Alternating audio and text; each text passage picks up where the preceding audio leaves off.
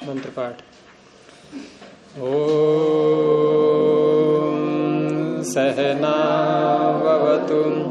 सहनौ भुनक्तु सह वीर्यं कर्वावहै तेजस्विनावधीतमस्तु मा विद्विषावहै। ओम शांति शांति शांति। प्रथमावृत्ति की तृतीय कक्षा में आप सभी का स्वागत है। पीछे दो कक्षाओं में प्रथम सूत्र अथ शब्दानुशासनम और प्रत्याहार सूत्र, इनको हमने देखा। अब आगे जो 8 अध्याय पाणिनि ने बनाए हैं उनमें से प्रथम अध्याय प्रारंभ हो रहा है।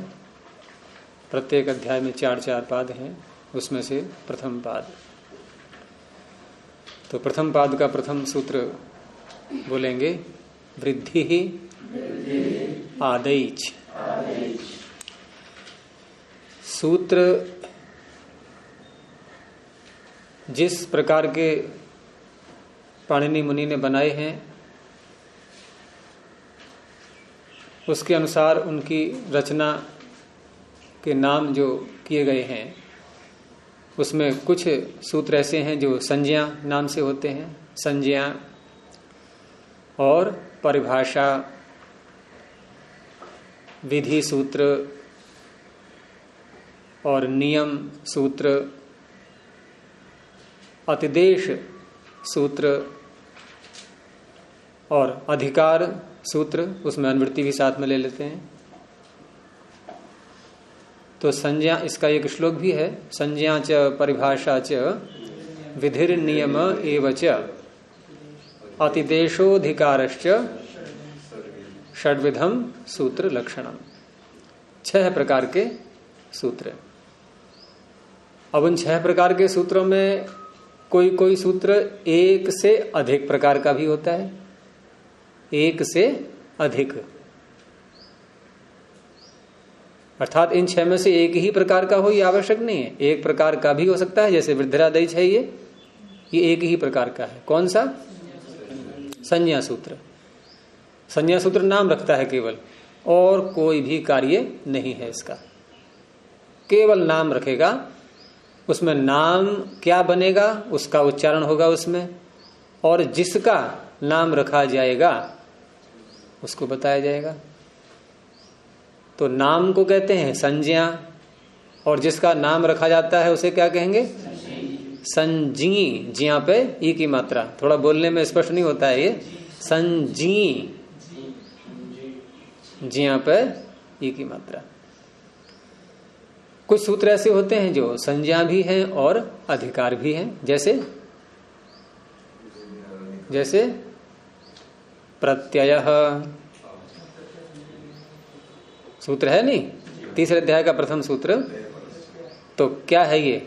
संज्ञा भी तो है कि आगे जो कहे जाएंगे उनका नाम प्रत्यय होता है, और ये स्वयं आगे पहुंचेगा भी सर्वत्र। प्रत्यय तद्धिता, इस तरह से। तो एक से अधिक प्रकार भी हो सकते हैं। ये केवल संज्ञा सूत्र है। तो संज्ञा च परिभाषा च विधिर नियम एव च अतिदेशोधिकारश्च षड्विधम सूत्र लक्षणम। फिर इन सूत्रों में एक अन्य शैली भी है, उसे कहते हैं उत्सर्ग और अपवाद। इसको सामान्य विशेष भी कह सकते हैं। उत्सर्ग सूत्र एक व्यापक क्षेत्र को लेता है, और जिस नियम को बता रहा है वो जितना भी क्षेत्र उसने ले लिया है उसमें वो नियम लगेगा। लेकिन फिर एक और सूत्र आता है, वो उसके विशाल क्षेत्र में से थोड़ा सा अंश ले लेता है, उसे कहते हैं अपवाद। जैसे सूत्र आया कर्मणि अण कर्मण्यण, कर्म उपपद में हो तो धातु से अण प्रत्यय होगा। अब इसने किसी धातु विशेष का नाम तो लिया नहीं, सब धातुएं 2000 धातुएं सारी आ गई, तो ये सूत्र कैसा हो गया? उत्सर्ग सामान्य। उदाहरण बनते ना, कुंभम करोति इति कुंभकारः। अब अगला सूत्र आया, अब वो जो आएगा क्या वो भी सब धातुओं को लेगा? वो कुछ को लेगा, यानी उसने जो सारी धातुएं ले ली उनमें से कुछ को वो ले लेगा, और वो ले लेगा, वो विरोधी बात कहेगा उससे। अब इसने कहा कर्मण्यण्य के अण प्रत्यय होगा, अब दूसरा क्या कहेगा? फिर वो कुछ और प्रत्यय बताएगा। उसने कह दिया आ तो नुपसर्गे कह, उसने क प्रत्यय ले लिया, लेकिन धातुएं कैसी ली उसने? आकारांत, वो भी उपसर्ग रहित। अब इन धातुओं से पहला वाला सूत्र कोई छेड़छाड़ नहीं करेगा, क्योंकि ये सूत्र क्या है? आपस में सब एक समाज परिवार की तरह ही है। भाई ठीक है, हमारे पास सामान ज्यादा है, अब परिवार का अन्य सदस्य वो थोड़ा हमसे मांग रहा है, तो क्या हानि है देने में? दे दिया, कोई दुख नहीं है, प्रेम से दे दिया। तो कर्मण्य ने कुछ धातुएं प्रेम से उसको दे दी कि ठीक है तू ले ले इनको, दे देना। कुछ लोग तुझे का प्रत्यय करना है तो कर ले। कुछ लोग गुरुजी लेना जानते हैं, देना नहीं जानते हैं, तो वहां संघर्ष होगा, वहां संघर्ष होगा। ठीक है, लेकिन यहाँ तो ये ऋषि की रचना है, ये ऐसा समाज ऐसा शास्त्र क्यों बनाए? लेकिन फिर भी होता है संघर्ष कभी कभी, तो उसका भी उपाय कर रखा है। फिर न्यायाधीश बनाए गए इसमें निर्णय करने के लिए, उसी को परिभाषा कहते हैं। कोई झगड़ा पैदा हो गया है तो यूं ही नहीं उसको निपटाएंगे, उसको यूं ही लड़ते लड़ते नहीं मर जाने देंगे, उसको रोकेंगे। तो इस तरह से पूरा शास्त्र जो है ये एक परिवार की तरह है, ये एक दूसरे की सहायता में सब लगे हुए हैं। तो ऐसे उत्सर्ग और अपवाद सूत्रों से ये शास्त्र आपको भरा हुआ मिलेगा। तो ये भी एक शैली है पाणिनि की, और इससे इस शैली को अपनाने से लाभ क्या हुआ है कि सूत्रों की संख्या कम हो गई, फिर बहुत कम सूत्रों से ही काम। और ये सब विषय महाभाष्य में आया हुआ है, ये वही की बात बता रहा हूं मैं आपके लिए। तो चलिए हम सूत्र छोटे भी हो गए हैं बहुत सारे। अच्छा, जैसे ये सब शब्द आ रहा है, प्रत्यय शब्द उत्सर्ग, ये नहीं समझ में आ रहा अभी तो। अभी क्लियर नहीं है ना ये क्या है। हो जाएगा धीरे धीरे, अभी तो सुनते रहो, धीरे धीरे ये शब्द बार बार जब सुने जाएंगे और उनका जो अर्थ है वो भी सामने आएगा कि देखो ये सूत्र ऐसा आ गया, ये सूत्र ऐसा आ गया। ये समय समय पे आते रहेंगे सब। जैसे अभी तो हमारे सामने सूत्र आया है संज्ञा सूत्र, अभी इसको समझना है बस। ये नाम रखेगा, ये और कुछ नहीं करेगा। मतलब नाउन, इंग्लिश में नाउन बोलते हैं, नाउन बोलते हैं अंग्रेजी में। नहीं, इंग्लिश का नाउन तो चलो ठीक है और अधिक व्यापक है। यहाँ एक व्यक्तिगत संज्ञा, जैसे तुम्हारा नाम रीना हो गया, ये एक व्यक्तिगत संज्ञा हो गई। तो ऐसे ही ये भी नाम रखेगा। और नाम जब रखा जाता है तो नाम का उद्देश्य क्या होता है? अगर किसी का नाम रख दिया गया, किसी वस्तु का, किसी व्यक्ति का, और कोई भी उसको पुकारने वाला न हो, एक ने भी उस नाम को कभी बोला ही नहीं, तो निरर्थक हो गया ना। और पाणिनि मुनि ये निरर्थक काम तो करेंगे नहीं। और मैंने कहा कि ये परिवार की तरह है ये सारा पूरा शास्त्र। अब इन्होंने नाम रख दिया वृद्धि, किसी का भी, किसका है बताएंगे अभी। और इस वृद्धि नाम को किसी अन्य सूत्र ने पुकारा ही नहीं कभी, तो निरर्थक हो जाएगा ना। तो अन्य सूत्र ऐसे आएंगे इनमें जो वृद्धि शब्द को पुकारेंगे, बोलेंगे, बुलाएंगे। अब जब किसी को बुलाते हैं तो जिसका नाम होता है वही तो जाएगा वहां। तो जिसका नाम वृद्धि रखा गया है और वृद्धि कह करके किसी ने बुलाया कि हे वृद्धि आ जाओ, तो आ जाएगा तुरंत, क्योंकि नाम रख चुका है उसका। तो ऐसे करके ये नाम जहां जहां भी रखे जाएंगे, संज्ञाएं जहां जहां भी बनाई जा रही हैं, ये नाम अन्यत्र अन्य सूत्रों में अवश्य ही आने हैं कहीं ना कहीं। संभव ही नहीं है कि वो नाम कहीं आया ही न हो, वो नाम रखना ही निरर्थक हो जाएगा फिर। नाम रखे ही इसीलिए तब। अब हम जो सूत्र का अर्थ करेंगे वो मैंने प्रारंभ में प्रथम कक्षा में ही बताया था, फिर दोहरा देता हूं कि 6 प्रकार से पूरा सूत्र हमारा समाप्त होगा, 6 चरणों में। प्रथम चरण क्या होगा? पदच्छेद। हाँ, इसको एक ले लो या अलग अलग भी ले लेते हैं कभी कभी। इसको एक मान करके मुझे 6 करो। हाँ, 6 किया था हमने, वैसे 7 बन जाएंगे वैसे। तो पदच्छेद क्या है? पद का छेद, एक एक पद को अलग अलग करना। और पद एक इनका पारिभाषिक शब्द है, यानी कि संज्ञा शब्द है ये। पद भी ये संज्ञा है इनकी, पाणिनि की। और इसका संज्ञा सूत्र आगे आएगा प्रथम अध्याय में ही। सुप्तिङन्तम पदम, के पद उसे कहते हैं जिसके आगे कोई विभक्ति लगी हुई हो, वो चाहे सुबंत हो या तिङन्त हो, 2 प्रकार की विभक्तियां होती हैं। तो ऐसे इसमें पद कितने हैं?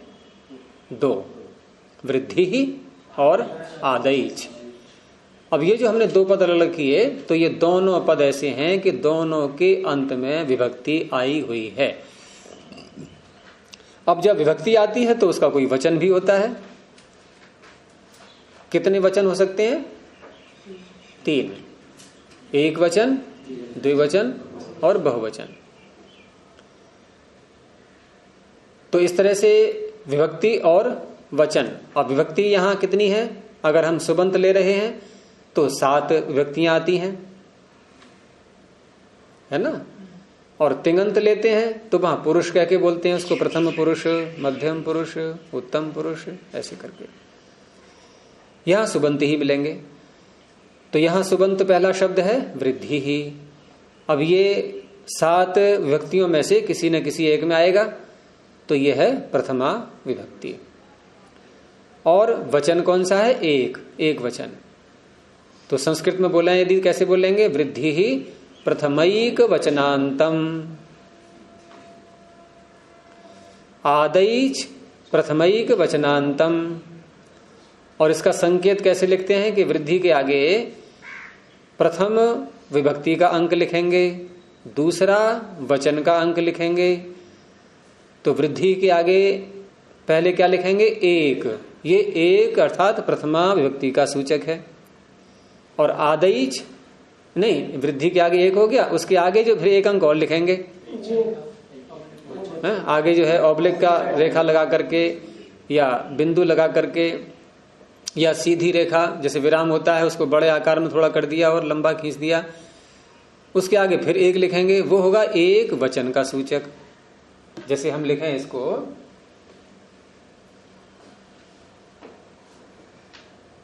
ये हम क्या कर रहे हैं? पदच्छेद और विभक्ति वचन। तो यहां ये एक, ये तो हो गया विभक्ति का सूचक, और ये वचन का सूचक। आगे लगा दिया अल्प विराम, ये पद पूरा हो गया। ऐसे ही फिर आदैच, तो ये भी हिल क्यों रहा है?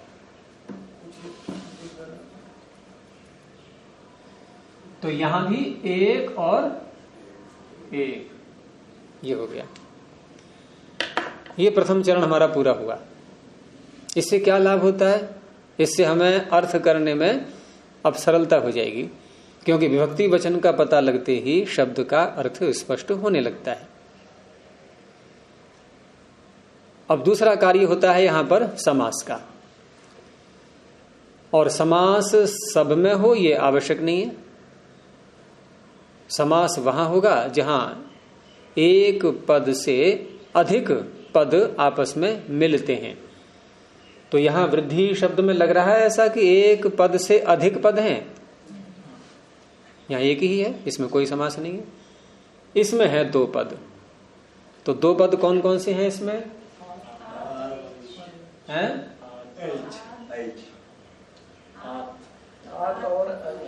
आत और आइच।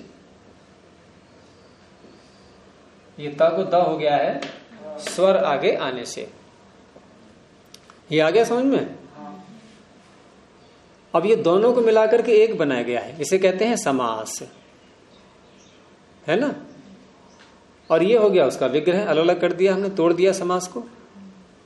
समास कहते हैं मिलाने के लिए, इकट्ठा कर देना। और व्यास अलग अलग, समास और व्यास, ये व्यास हो गया, ये समास हो गया।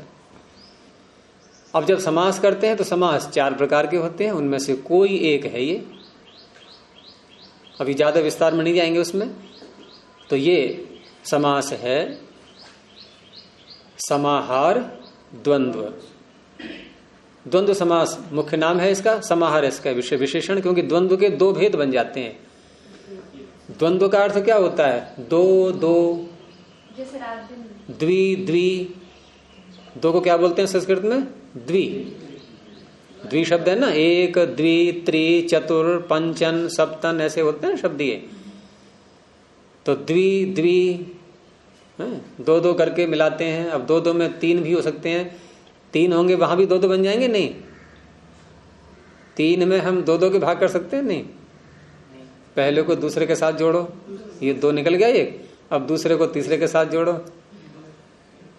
हो गया 2 2। नहीं, 3 आदमी खड़े हों और आपस में हाथ पकड़ना है इनसे, तो दोनों के दोनों, प्रत्येक व्यक्ति के दोनों हाथ घिरे हैं? नहीं, 3 आदमी ऐसे खड़े हो लाइन से, तो हर व्यक्ति के दोनों हाथ घिरे हैं कि नहीं? तो 2 2 के जोड़े बन गए। तो द्वंद्व मिलाना एक दूसरे को, तो इसको और इसको मिला दिया, ये हो गया। अब द्वंद्व के 2 भेद हैं, एक समाहार द्वंद्व और दूसरा इतरेतर द्वंद्व। उनकी पहचान ये होती है कि समाहार द्वंद्व में एक वचन होता है सूत्र में, जैसे यहां पर क्या है, ये एक वचन, क्योंकि हमने जब 2 पदों को मिलाया है, जैसे रामश्च लक्ष्मणश्च, राम और लक्ष्मण, तो कौन सा वचन लाएंगे अब दोनों को मिला के? द्विवचन लाएंगे ना, राम लक्ष्मणौ गच्छतः। तो यहां भी तो द्विवचन होना चाहिए, यानी आत और ऐच मिलके बनना चाहिए क्या? आदैचौ। ऐसा नहीं, तो एक वचन जब होगा और समास है अवश्य, 2 पद मिले हुए हैं, तो इसे कहते हैं समाहार द्वंद्व। द्वंद्व तो किया है लेकिन इकट्ठा एक बना दिया, तो समाहार कर दिया इकट्ठा। अब जब द्वंद्व समास करते हैं, ये अपनी मर्जी से कर दिया कि ये कोई इसका भी कोई नियम है? ये परमात्मा ने वेद मंत्रों में किया है, वो पाणिनि ने पकड़ लिया।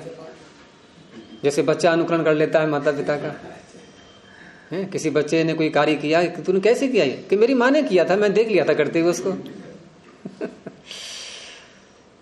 देखो, मैंने प्रथम दिन भी कहा था, हमारा सारा ज्ञान कैसा है? नैमित्तिक।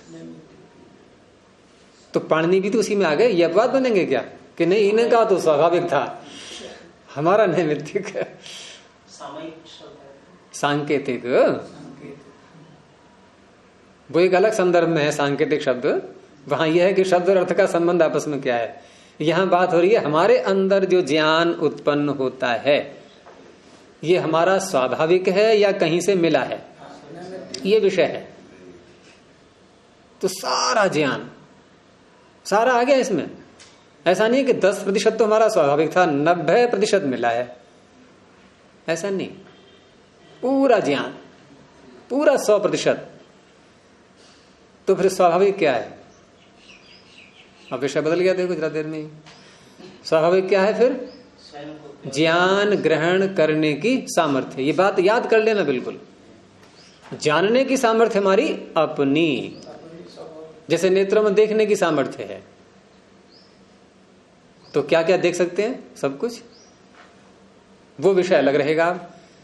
अब जो जो हम देखेंगे वो आलंबन कोई तो होगा, कोई विषय बनेगा नहीं, वो विषय सारे अनियत हैं सब। लेकिन देखने की सामर्थ्य ये नेत्र की अपनी है। ये किसी और विषय को देख करके और कहीं से नहीं मिलेगी।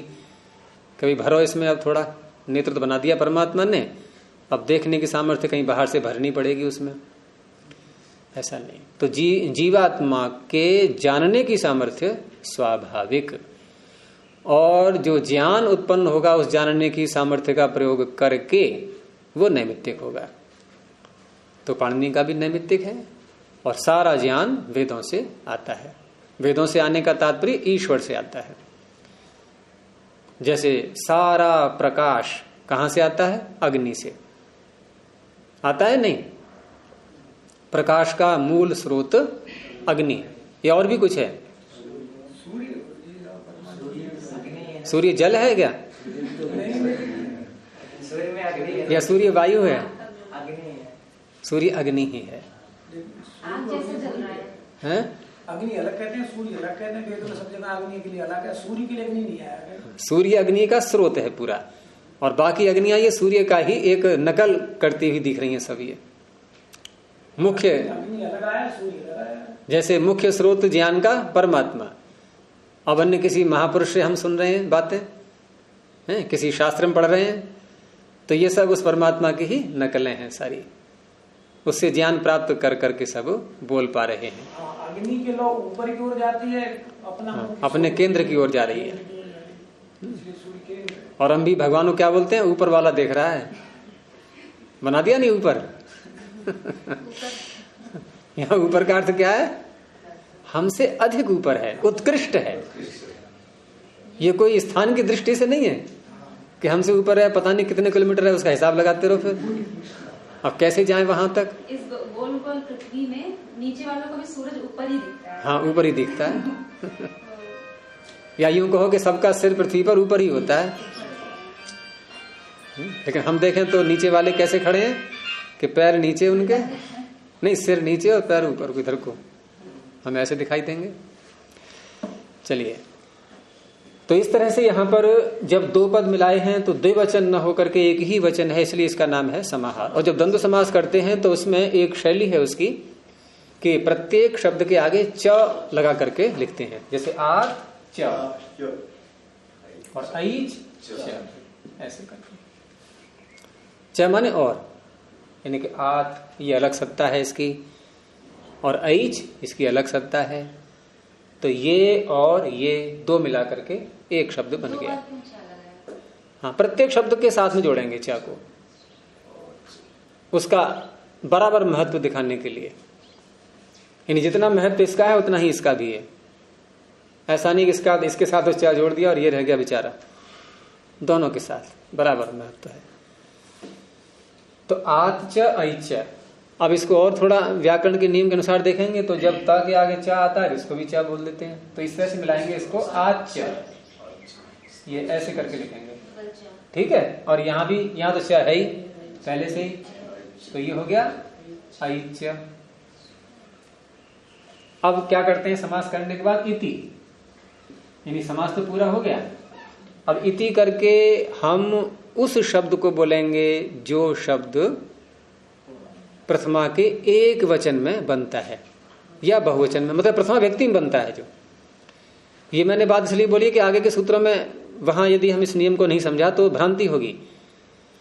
हम जब भी द्वंद्व समास करेंगे या अन्य कोई समास, ये जो बात बता रहा हूं मैं, सारे समासों में नियम लगेगा। सारे समासों में कि जब भी विग्रह करते हैं और विग्रह के बाद जब इति तक पहुंच गए हम, इति के बाद उस शब्द को लेंगे इनसे बना हुआ जो प्रथमा विभक्ति में आएगा, वो चाहे एक वचन का हो या द्विवचन का हो या बहुवचन का हो।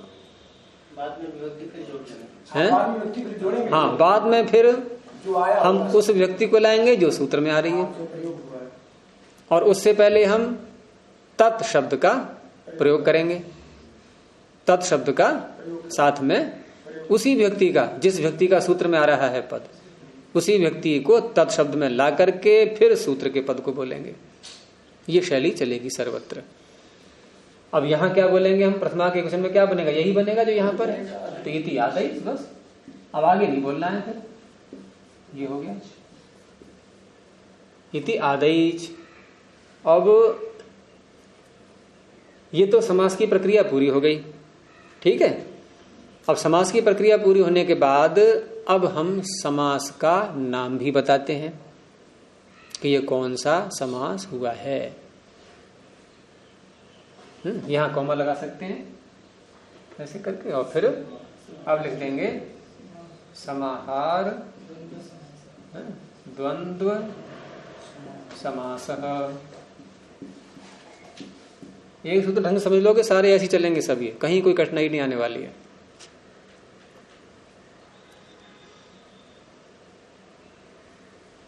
हो गया। आच आच ऐच इति आदैच। समास का नाम हम तब बोलेंगे जबकि हम सूत्र के पद तक बनाते बनाते पहुंच चुके हैं, तब समास का नाम बोल देंगे। इति समाहार द्वंद्व समासः। ये हो गया। हमारे कितने चरण हो गए? 2। अब आगे ये तो हो ही गया।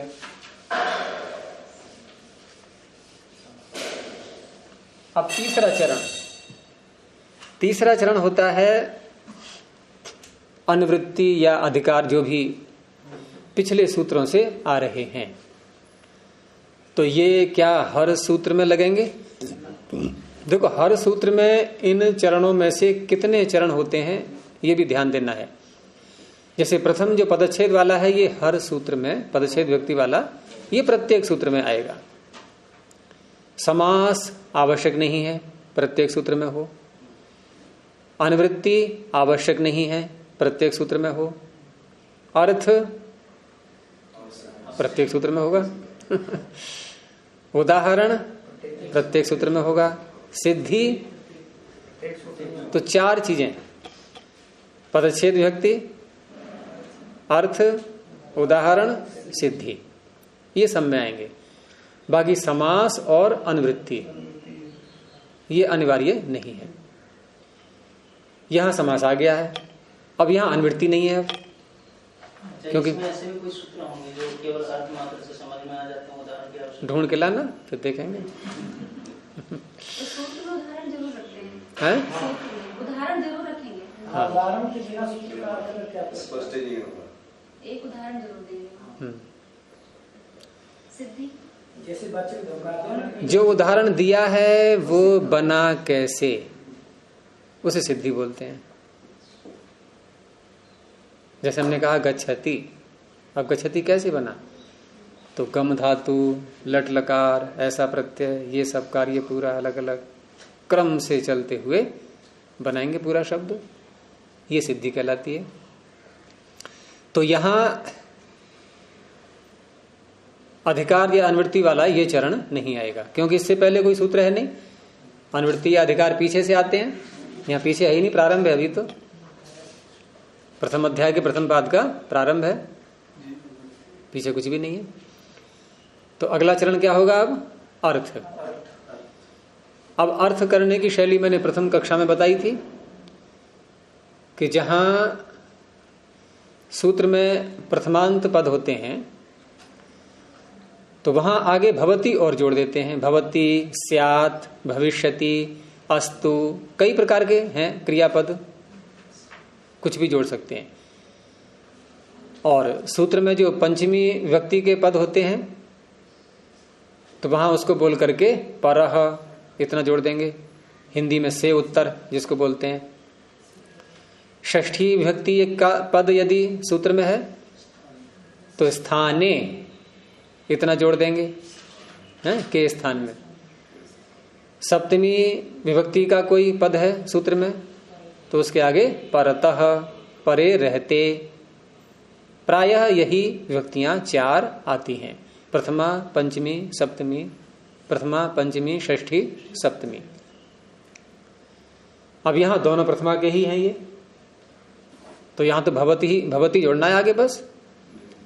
और जब एक ही सूत्र में एक ही विभक्ति के कई पद हों, जैसे ये भी प्रथमा का, ये भी प्रथमा का, और भी हो सकता है कई कई पद आ जाएं सारे ही एक ही विभक्ति के हों, तो क्या करते हैं वहां?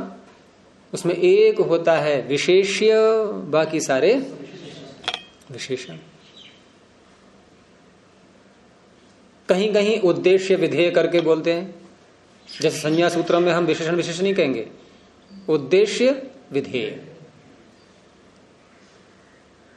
जिसके विषय में कहा जाए वो उद्देश्य, जो कहा जाए वो विधेय। अब यहां क्या है? यहां हम भवती कैसे बोलेंगे? पहले उद्देश्य को बोलते हैं, फिर विधेय, और फिर भवति। तो आदैच वृद्धि ही भवति। आदैच वृद्धि होता है। अब थोड़ा खुल नहीं पा रहा है अर्थ अभी, क्योंकि आपको नया नया लग रहा है अभी कार्य, इसलिए अर्थ ये हो जाएगा फिर इस प्रकार से कि आदैच का नाम वृद्धि होता है। ये नाम है, ये संज्ञा है और ये संजी, और संज्ञा और संजी दोनों में प्रथमा ही होती है। ये नियम सर्वत्र लगेगा पूरी अष्टाध्यायी में। जहां भी संज्ञा सूत्र आएंगे तो वहां आप देखेंगे कि संज्ञा और संजी दोनों में प्रथमा ही है, उसके अतिरिक्त कुछ भी नहीं है।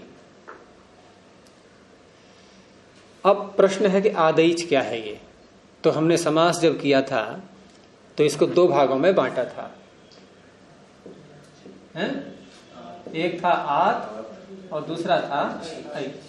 अब ये यदि हम समझ गए तो आदैच का अर्थ समझ में आ जाएगा क्या है ये।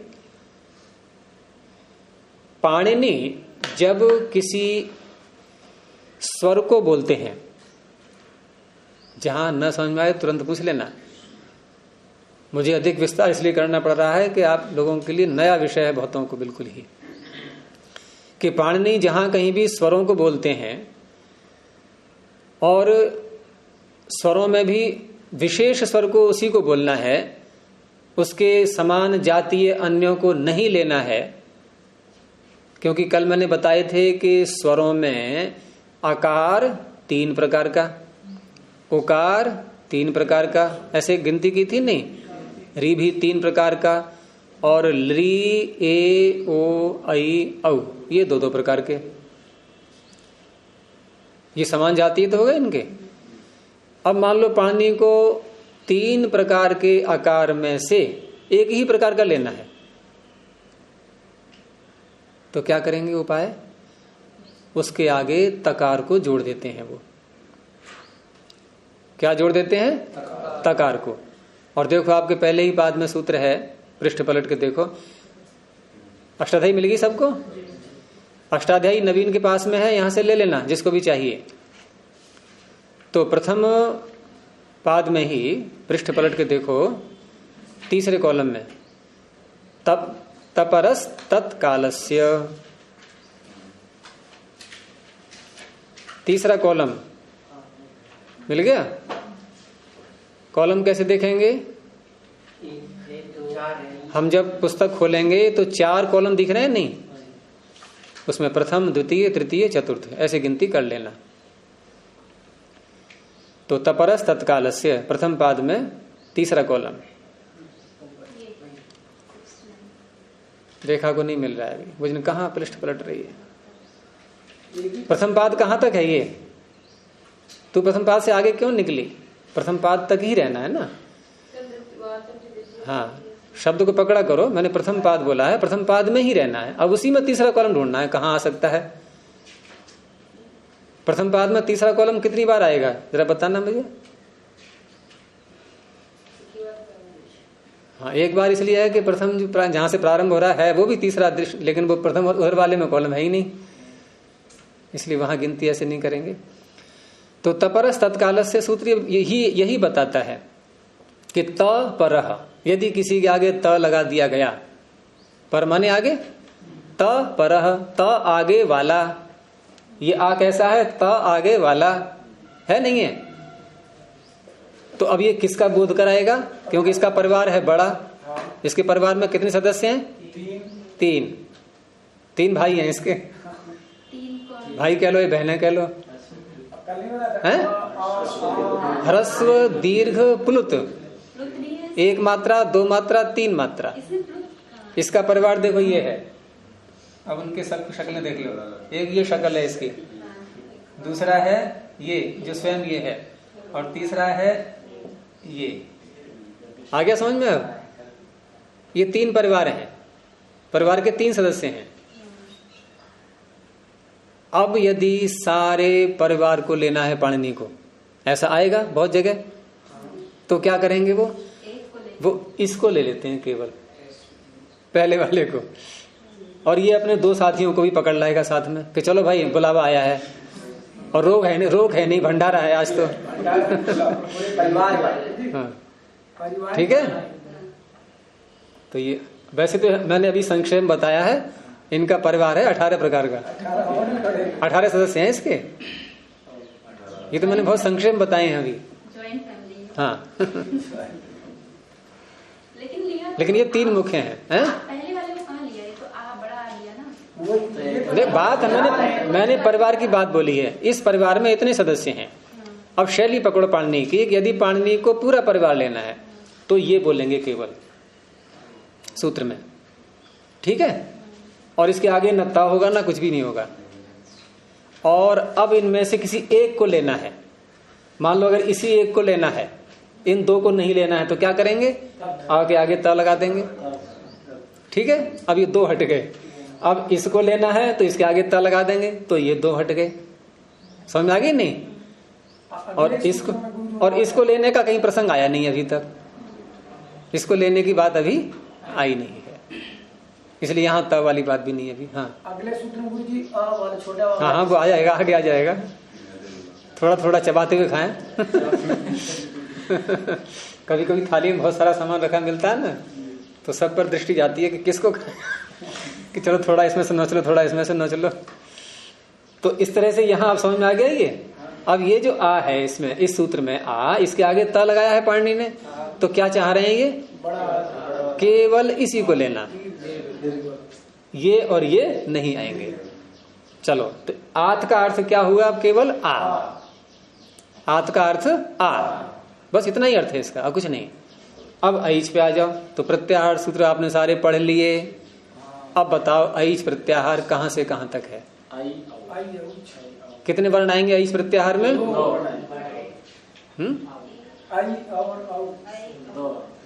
जिन्होंने कल की कक्षा में जो नहीं थे, वो पीछे का जो रिकॉर्डिंग है उसको सुन लेना, बहुत आवश्यक था कल का पाठ।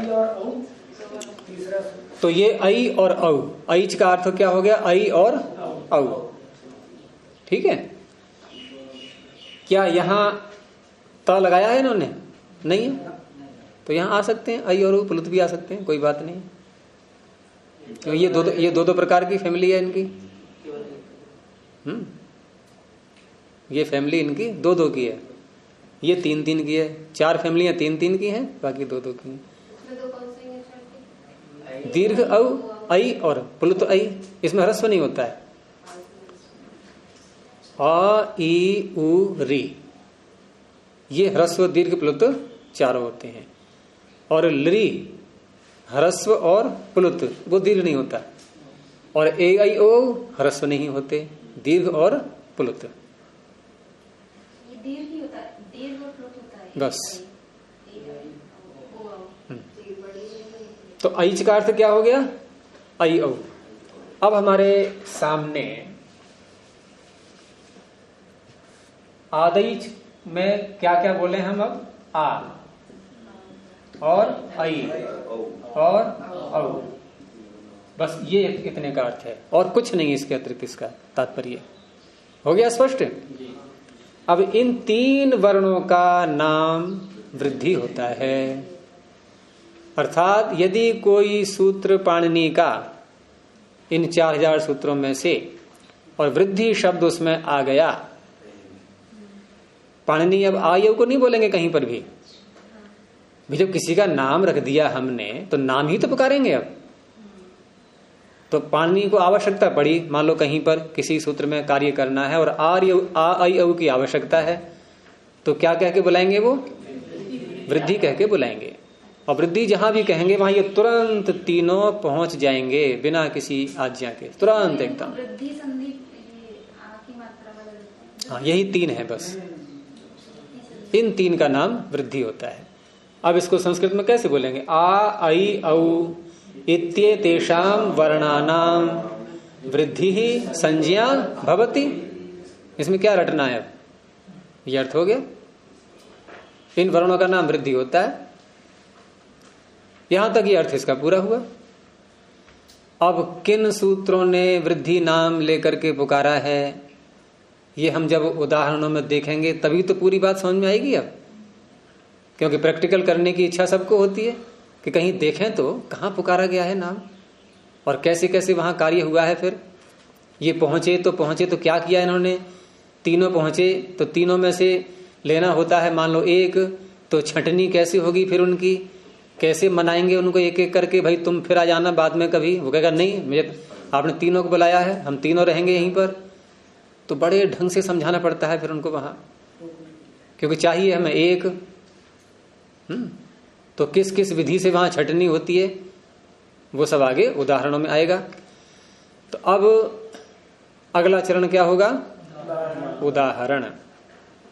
देखो पदच्छेद, विभक्ति, समास, अनुवृत्ति, अर्थ, उदाहरण और सिद्धि। उदाहरण सब में आएंगे और सिद्धियां भी सब में आएंगी सभी सूत्रों में। अब उदाहरण इसके बहुत हैं ठीक है, लेकिन हम जब एक एक करके समझ लेंगे तो बहुत होने पर भी वो क्लिष्ट नहीं लगेंगे ऐसे। सबसे पहला उदाहरण आज लेते हैं, उसका थोड़ा सा ही भाग हो पाएगा अभी। यहां तक तो हो गया ये स्पष्ट अब, यानी कि अर्थ तक कोई शंका है किसी को? क्योंकि उदाहरण में हम उस सूत्र को घटाते हैं कि ये सूत्र पाणिनि ने क्या किस उद्देश्य को लेकर के बनाया, और हमारी भाषा में, संस्कृत भाषा में, क्योंकि ये सारे नियम संस्कृत भाषा के हैं, तो उस भाषा में ये सूत्र अपनी क्या भूमिका निभा रहा है, ये सारा पता हमें उदाहरण से ही तो लगेगा। तो उदाहरण पहले है इसका भाग, ये है शब्द, ये हमें बनाना है, ठीक है। इसकी रचना करनी है हमें, और रचना जब करते हैं, कुंभकार घड़ा बनाता है तो कहां से रचना प्रारंभ करता है अपनी? मिट्टी से प्रारंभ करेगा या मिट्टी भी बनाएगा? क्यों मिट्टी क्यों नहीं बनाता? पहले मिट्टी बनाए ना वो, मिट्टी लाएगा तो मिट्टी बनाएगा। ये क्या वाक्य बन गया कि मिट्टी लाएगा तो मिट्टी बनाएगा। उसकी बात करता है, मिट्टी लाएगा तो उसको खेती करेगा, मिट्टी बनेगा। हरा लायक मिट्टी बनानी पड़ेगी, लेकिन वैसे मिट्टी तो आप बाजार से आम लाओगे फिर आम बनाओगे हैं? ये तो अगला वाक्य हो गया ना, खाना अलग चीज है। बनाने का मतलब सेक बना दिया। तो कहने का तात्पर्य कुंभकार की एक सीमा है कि मिट्टी वो नहीं बना सकता, ईश्वर ने बनी बनाई मिट्टी उसको उपलब्ध करा दी है। अब वो अपना घड़ा बनाने का कार्य प्रारंभ करेगा मिट्टी ला करके।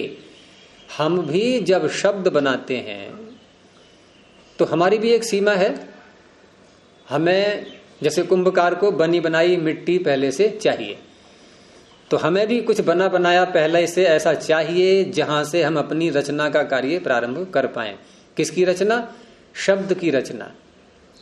हमें इसकी रचना करनी, हमारे सामने एक शब्द है ये, और इसका अर्थ क्या होता है? सेवा। भागा का अर्थ सेवा। भाग अंश बोलते हैं नहीं, अंश भी अर्थ निकलता है इससे। वो कैसे निकलता है वो बाद हम बताएंगे। यहां हमें समझना है भागा का अर्थ सेवा। वो मंत्र सुना होगा आपने, संगच्छध्वम संवदध्वम संवो मनांसी जानताम देवा, देखो आ गया भागम। देवा भागम यथा पूर्वे संजानाना उपासते, यानी कि देवों ने, विद्वानों ने परमात्मा के भाग कर दिए। एक भाग मैं ले लूं, एक भाग तू ले ले, बांट दिए। क्या ऐसा अर्थ करेंगे? सेवन, सेवा, परमात्मा का सेवन करते हैं वो। और सेवन क्या है? उसके आनंद को ग्रहण करना, अनुभव करना, यह है उसका सेवन। तो यथा पूर्वे देवा, जैसे पहले के विद्वान पुरुष परमात्मा के आनंद को प्राप्त करते चले आए हैं, वैसे हम सब भी साथ साथ एक रास्ते पर नियम पूर्वक चलते हुए उस आनंद को प्राप्त करें। संगच्छध्वम संवदध्वम। चलिए, तो ये भाग का अर्थ हो गया सेवा।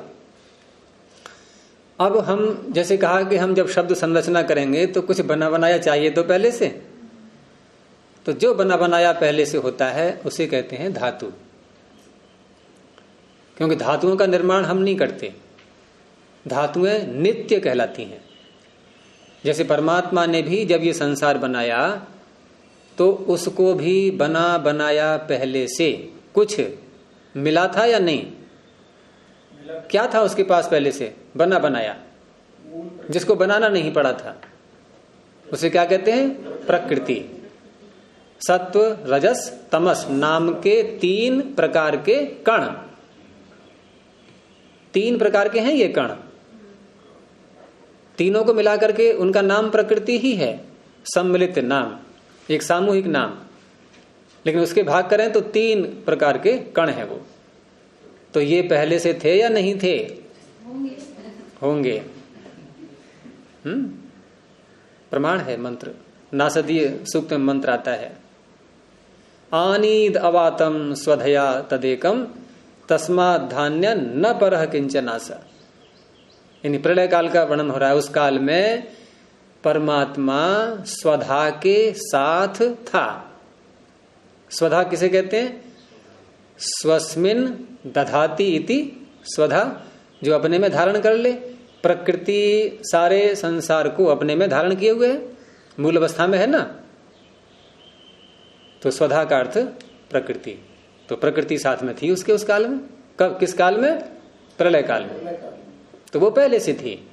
इसलिए 3 वस्तुएं सदा रहती हैं। कौन कौन सी? ईश्वर, जीव और प्रकृति। बनाने वाला और जिससे बनेगा और जिसके लिए बनाएगा। बनाने वाला परमात्मा, जिससे बनेगा प्रकृति। अपने लिए बनाएगा क्या? वो तो पूर्ण काम है, आप तो काम है। किसके लिए बना रहा है सब ये? सारा संसार किसके लिए बनाया? जीवात्मा के लिए। ये तीनों चाहिए, ये तीनों नित्य हैं। तो यहां भी हम शब्द की संरचना कर रहे हैं तो हमारे लिए नित्य क्या है? धातु। हम धातु में ये प्रश्न नहीं करेंगे कि धातु किससे बनी। जैसे वहां प्रश्न नहीं होगा कि ये सत्व रजस तमस रूपी कण किससे बने, और वहां ये प्रश्न उठा भी देंगे और कोई अन्य नाम ले भी दिया तो ये प्रश्न समाप्त हो जाएगा क्या? अब जो नाम लिया गया जिन चीजों का, वो किससे बने, और पीछे हटे कहां तक चलेंगे? और इसे कहते हैं दोष। कौन सा दोष? क्या नाम होता है इसका? अनवस्था दोष। टिक ही नहीं पाएंगे कहीं पर भी, कहीं तो रुकना पड़ेगा। तो जो रुकना पड़ेगा जहां, वही मूल प्रकृति है बस। ऐसे ही शब्द की संरचना में जहां हम रुकेंगे अंत में जाकर के, उसी का नाम है धातु। व्याकरण के साथ साथ देखो दर्शन भी चल रहा है, तुम्हारा ध्यान रखना। तो इस तरह से यहां मूल धातु हमारे पास में आई भज। और धातुएं जहां संग्रहित की गई हैं उस पुस्तक का नाम है धातु पाठ। और ये धातुएं कहां से संग्रहित की गई हैं? क्योंकि पाणिनि ने तो ये मूल धातुएं ली हैं, तो कहीं से देखेंगे तभी तो लिखेंगे उसमें। ये सब वेदों से ली गई हैं, और वेदों के मंत्र हैं नित्य, परमात्मा की वाणी है वो, उसका नाम है धातु पाठ। और वहां जो धातुएं दी गई हैं उन धातुओं के आगे उनके अर्थ भी दिए गए हैं कि किस अर्थ में इसका प्रयोग होता है। तो भज के आगे वहां लिखा हुआ है सेवायाम।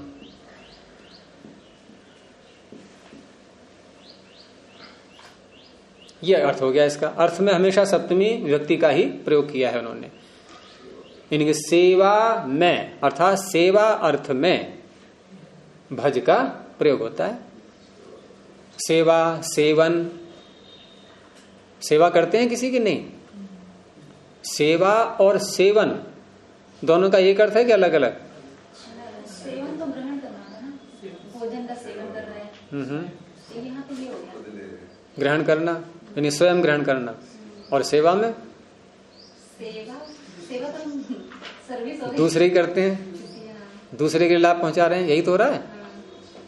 वो भी सेवन है, वह भी सेवन है। हम किसी दूसरे की किसी आवश्यकता को पूरा कर रहे हैं, उससे हमारा पुण्य कर्माशय बन रहा है। उसका फल किसको मिलेगा? तो सेवन ही तो है ये। या उसी काल में हमारी कोई अन्य भावना जुड़ी है, हम किसी गुरु से पढ़ रहे हैं, उसकी सेवा कर रहे हैं, माता पिता की सेवा कर रहे हैं, उनसे हमें बहुत कुछ मिल रहा है? स्वार्थ वहां भी जुड़ा हुआ है, सर्वत्र कोई न कोई लाभ वहां भी हम चाह रहे हैं, तो वो भी एक प्रकार से सेवन ही है। हम परमात्मा का भी सेवन ही कर रहे हैं, परमात्मा की सेवा या सेवन एक ही बात है, तो वहां भी हम कुछ ले रहे हैं। अच्छा, इसका मंत्र कौन सा होगा, ये जहाँ भज सेवायाम के लिए मंत्र में देखा जाता? अभी तो बोला था मैंने मंत्र। अच्छा, ऐसे ही मिले हैं सारे शब्द, ऐसे ही हैं। अब वो तो रचना की बात है कि वहां तक हम पहुंचेंगे कैसे, क्योंकि भागम मिला, भजते मिला है, और जितने भी रूप हैं इसके स्थान स्थान पर किसी धातु का किसी लकार में मिल गया, किसी का किसी लकार में मिल गया, तो उससे ये पता लगा कितने लकार होते हैं। अब ये आवश्यक नहीं है कि भज के 10-11 लकारों में जितने रूप बनेंगे उनमें से हर रूप का एक एक मंत्र आना चाहिए, ये नहीं, ऐसा नहीं होता। एक मूल बीज पकड़ लिया, और हम जब सीखते हैं धातुओं के रूपों को तो सभी लकारों में सीखते हैं, क्यों हमें अभ्यास एक भिन्न प्रकार से करना है। लेकिन वहां सारे ही रूप वेदों में आए ये आवश्यक नहीं, क्योंकि हमारे लिए भाषा केवल वेदों को समझने के लिए ही नहीं, हमें अपना व्यवहार भी चलाना है लोक में। तो लोक व्यवहार चलाने में हम जिन शब्दों का, संस्कृत के शब्दों का प्रयोग करेंगे वो प्रत्येक शब्द वेद में वैसे ही आ रहा हो ये आवश्यक नहीं है।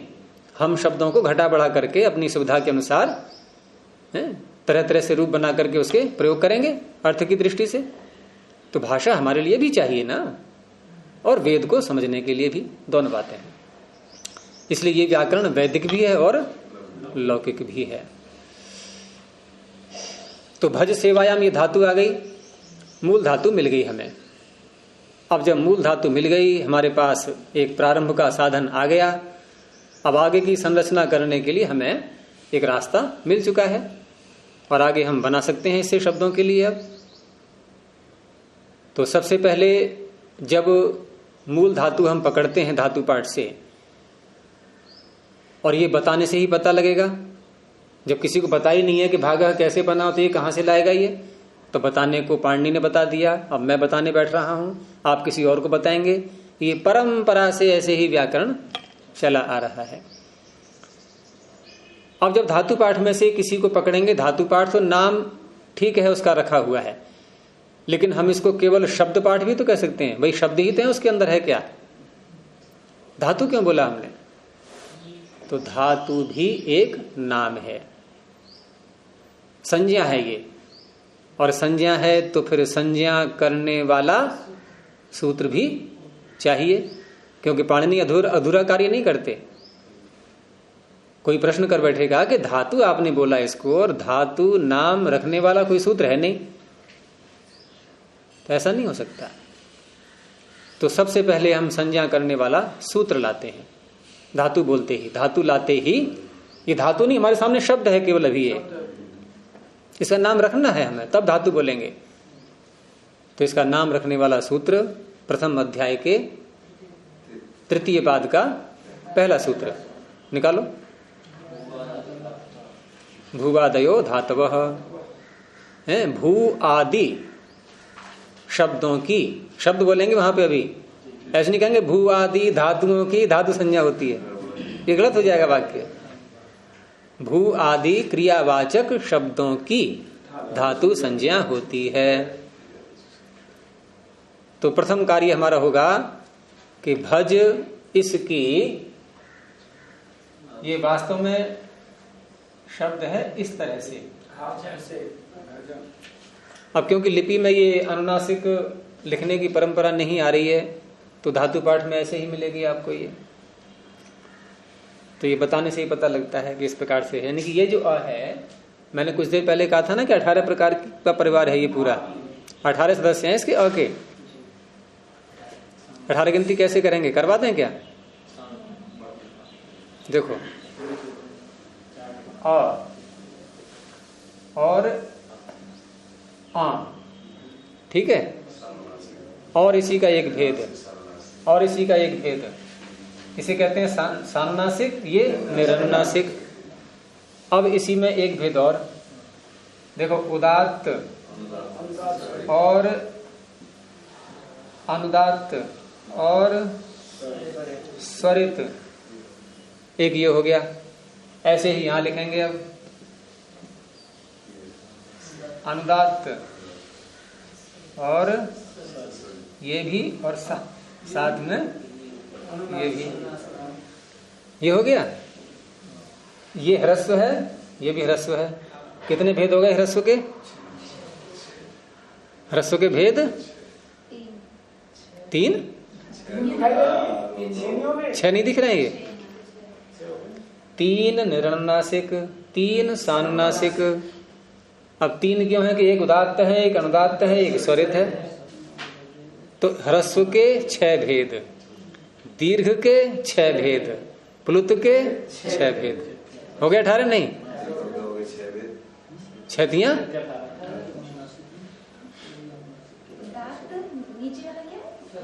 अनुदात्त, उदात्त का कोई रेखा नहीं होती है, उदात्त में कोई रेखा नहीं होगी, और अनुदात्त में नीचे रेखा, और ये स्वरित में ऊपर के लिए। जब भी अनुदात्त लगाना हो तो रेखा को नीचे लगा देना, है ना, और स्वरित करना हो तो रेखा को खड़ा कर देना। ऐसा देखा है हमने, ऐसे किताबों में। हाँ, तो किताबों में मिलेगा, और कहाँ मिलेगा? अब अर्थ बाद में आएंगे, ज्यादा विस्तार मत करो अभी, नहीं तो एक ही सूत्र में सारी अष्टदशी आ जाएगी फिर तो यहां पर हमारा है भज, है ना। और ये जो है अनुनासिक बोलते हैं इसके लिए, ज के ऊपर जो ये लगा हुआ है चिन्ह, एक होता है अनुस्वार, उसमें केवल बिंदु लिखते हैं, और ये क्या है? अनुनासिक। हाँ, मुख और नासिका दोनों से बोलेंगे इसको। सूत्र देखो आगे आपका है, मुख नासिका वचनो नुनासिक। उसी कॉलम में देखो जहां वृद्धादेश है, नीचे की तरफ लिखा है नहीं, मुख नासिका वचनो नुनासिक। अनुनासिक कैसे कहते हैं? मुख और नासिका से बोला जाने वाला। तो भ ज नाक बंद करके बोलो, बोल लेंगे? हैं? अच्छा, यमंगणनम सूत्र को बोलो नाक बंद करके, नहीं नासिका बंद करके, ऐसे करो। अब बोलो, और बोलो जब गणदश बोलो। कोई बाधा पड़ी? तो ये स्वयं बता रहे हैं, प्रैक्टिकल करके देख लो कि नासिका से भी वायु निकलती है, मुख और नासिका दोनों से। तो यमंगणनम भी अनुनासिक हैं सारे, ये यमंगणना ये भी अनुनासिक ही हैं, इनका नाम अनुनासिक ही है वर्णोच्चारण शिक्षा में। तो ये अनुनासिक है ये। अब नियम ये होता है कि पाणिनि के जो 5 ग्रंथ हैं, 5 उपदेश कहते हैं इनके लिए, उपदेश शब्द से इनका प्रयोग करते हैं। इनमें यदि कहीं पर कोई अनुनासिक अच आता है, अच किसे कहते हैं? अच प्रत्याहार है ये, स्वर आगे सारे उसमें। तो अनुनासिक अच यदि कहीं भी होगा तो उसका नाम रखते हैं पाणिनि, क्या? इत। अभी संज्ञा देखो बहुत आ रही हैं, अभी वृद्धि संज्ञा की बात हो गई थी, फिर ये धातु संज्ञा आई, अब इत। तो इत संज्ञा का सूत्र अभी जहां देखा था धातु संज्ञा का, ठीक उसी से अगला सूत्र, तीसरे पाद का दूसरा सूत्र, उपदेशे अच अनुनासिक इत। उपदेश में अर्थात 5 ग्रंथों में, उसमें धातु पाठ भी आ गया, अष्टाध्यायी, धातु पाठ, उणादिकोश, गणपाठ, लिंगानुशासन। इन 5 ग्रंथों में यदि कहीं पर अनुनासिक अच आए तो उसका नाम क्या हो जाएगा? इत। अब नाम का अर्थ मत करना, यहां नाम का अर्थ नहीं करना है हमें, बस नाम है। जैसे किसी मनुष्य का नाम बोला हमने, अब नाम का पहले अर्थ करें, फिर देखें इसमें घट रहा है नहीं घट रहा है, इसका नाम रखा कैसे? कोई आया, नाम क्या है? कोई नैन सुख, और डंडा पकड़ के साथ में आदमी, आंखें है ही नहीं बेचारे की, कि नाम क्या है? धनपति, देखा कटोरा लेके। तो यहां नाम है ये व्यवहार करने के लिए। ये ठीक है, कुछ नामों का अर्थ भी घटेगा, ऐसी संज्ञाएं भी आएंगी, उन्हें कहते हैं अनवर्थ संज्ञा, अर्थ के पीछे पीछे चलने वाली। और दूसरी को कहते हैं निरर्थक संज्ञा, वो छोटी छोटी होती हैं। जैसे वृद्धि संज्ञा है, इसको अनवर्थ भी कह सकते हैं, क्योंकि देखो आ भी वृद्धि बढ़ा हुआ है ना, दीर्घ है ना, दो मात्रा है, आई और औ, इनमें भी दोनों दो मात्राएं हैं, है बढ़ा हुआ नहीं है। और कहीं निरर्थक आएंगे, जैसे इत बोला मैंने भी, इत, कहीं घी, घा पे छोटी की मात्रा, कहीं घू, कहीं टी, ऐसे नाम आएंगे। तो यहां इसका नाम क्या हुआ, जा में जो आ है इसका नाम क्या हो जाएगा, इत। सूत्र है इसका उपदेशे जनुनासिक इत, इसकी इत संज्ञा करेंगे पहले। इत संज्ञा करके अब देखो बिल्कुल नियम से चलते हैं, हमें बनाना है ये, लेकिन किन किन चरणों से निकलना होगा, क्या क्या करते हुए, वो बिल्कुल क्रम से नियम पूर्वक, इसी को व्याकरण का नियम बोलते हैं। ये हम क्या कर रहे हैं, सिद्धि, शब्द को सिद्ध बनाना, रचना। और जिसकी इत संज्ञा हो जाती है, कल भी मैंने बताया था, उसका लोप हो जाता है। उसी दूसरे कॉलम का अंतिम सूत्र तस्य लोपः। अब तस्य जहां कहा है, ये सूत्र जहां आया है, इसका तात्पर्य है इससे पिछले सूत्र उपदेशे जनुनासिक इत, यहां से लेकर के और लशक्व तद्धिते यहां तक, ये सारे सूत्र इत संज्ञा करने वाले हैं, अलग अलग वर्णों की। जैसे उपदेशे जनुनासिक इत ने केवल अच को लिया है, अगला सूत्र कुछ और कहेगा, उससे अगला कुछ और कहेगा, नाम सारे एक ही रख रहे हैं, कौन सा, इत। इसलिए अंत में जाके बोल दिया कि जितनों का भी नाम इत रख दिया गया है, उन सब का अब इसका लोप करेंगे। और लोप किसे कहते हैं, फिर प्रश्न उठ गया, क्योंकि यहां पाणिनि हर शब्द की व्याख्या करेंगे, तो लोप भी एक संज्ञा है। संज्ञा का मौसम चल रहा है आज लोप फिर संज्ञा आ गई है कब, अब लोप किसे कहते हैं, फिर प्रश्न उठेगा, तो इसका भी संज्ञा सूत्र आएगा फिर, अदर्शनम लोपः, दूसरे कॉलम में, पृष्ठ पलट, उसमें प्रथम अध्याय के प्रथम पाद के दूसरे कॉलम में। हाँ, यानी कि ना दिखाई देना, बस इसका नाम है लोप। तो अब हम इसको देखेंगे नहीं, तो ना देखेंगे तो क्या करें, हटाएं फिर इसको, तो कैसे हो जाएगा, अब ये हो गया, ठीक है, हो गया, गायब हो गया। अब ये कहाँ है, कहाँ है इसमें, अरे तभी तो ये नीचे चिन्ह लगाया है, यानी इसमें कोई भी स्वर नहीं है। अगर हम गिनती करें तो इसमें से एक वर्ण कम हो गया या नहीं। इसमें कितने वर्ण हैं, कितने वर्ण हैं, 4। इसमें कितने हैं, 3, भकार अकार जकार। इसमें भकार अकार जकार और फिर अकार, एक कम हो गया, नहीं हो गया लोप, अदर्शन, अदर्शनम लोपः। अनुनासिक को भी वर्ण माना है। क्यों, और क्या होगा, अनुनासिक है तो अ का ही धर्म, अरे स्वर का धर्म है नहीं, स्वर वर्ण है या नहीं, अनुनासिक धर्म है उसका, स्वर का। तो इस तरह से हम आज यहीं तक पहुंचेंगे। हाँ, नहीं, वो गिनती जो अयोगवाक में की गई है वो ठीक है, उसका एक अलग स्वरूप सामने आता है, गिनती अलग से भी है इसकी, लेकिन वो गिनती ऐसी नहीं है कि जैसे हमने कल कहा था कि स्वर की 1 मात्रा, 2 मात्रा, 3 मात्रा, व्यंजन की आधी मात्रा, उस तरह की मात्रा इसकी अलग से नहीं स्वीकार की गई है, वो उसी मात्रा में शामिल हो जाएगी जो अ की मात्रा है, 1 मात्रा में ही रहेगा। ये 1.5 मात्रा नहीं बन जाएगी अनुनासिक करने से, उसका एक धर्म है, ठीक है। हाँ, क्योंकि अनुस्वार भी ऐसा ही है, उसकी भी गिनती की गई है योगवाद में। तो इस प्रकार से यहाँ तक ये बन गया है, आगे अब फिर बनाएंगे। अभी तो धातु के ही हम शुद्ध स्वरूप को निखार पाए हैं अभी तक।